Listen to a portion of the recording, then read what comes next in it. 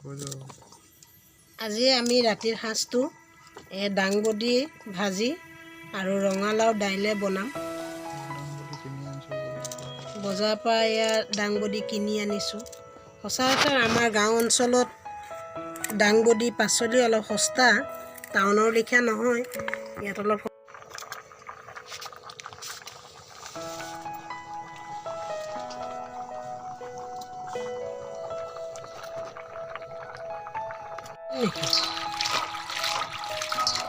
আলু আৰু দাংবডিখিনি এতিয়া ধুই লৈছোঁ।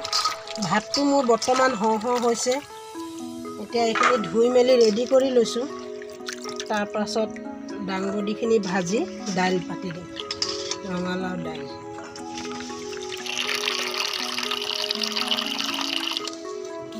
ভাতটো হৈ গ'ল। এতিয়া মই দাংবডিখিনি ভাজিম। প্ৰথমতে তেল দিছোঁ, পিঁয়াজ জলকীয়া দি দিছোঁ ইয়াতে।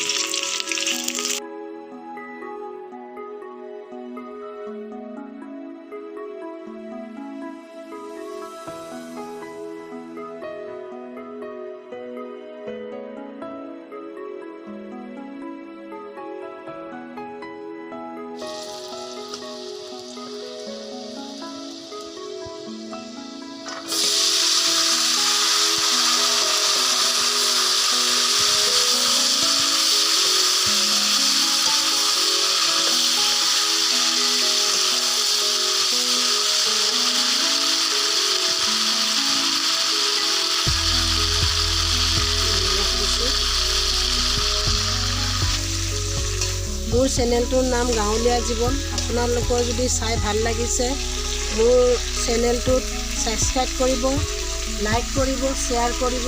আৰু এনেকৈ মই আগলৈ আপোনালোকক আমি কি ৰান্ধি বাঢ়ি খাওঁ এইটো দেখাই গৈ থাকিম। মই ৰঙালাও কাটি আছোঁ এতিয়া।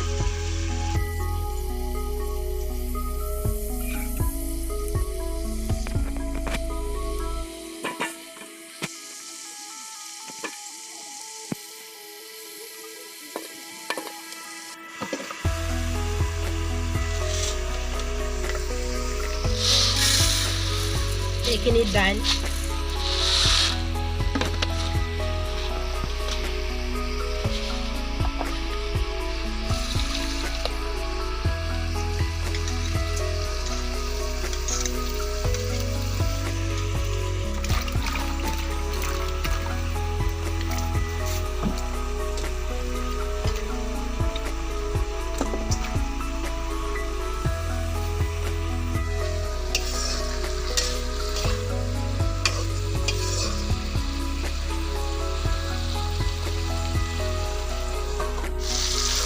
ভাজিখন হৈ গ'ল। এতিয়া এটা বাচনত আমি উলিয়াই থওঁ। এইটো কেৰাহীতে দাইল বনাই দিম।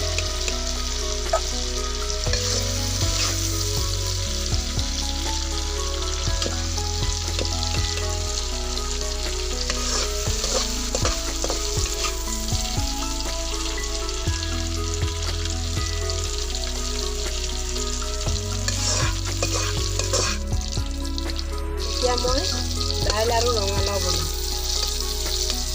তেল আৰু পিঁয়াজ ইয়াতে ৰঙচুৱাত অলপ ভাজি লওঁ। তাৰপিছত দাইলখিনি ইয়াত দি দিম।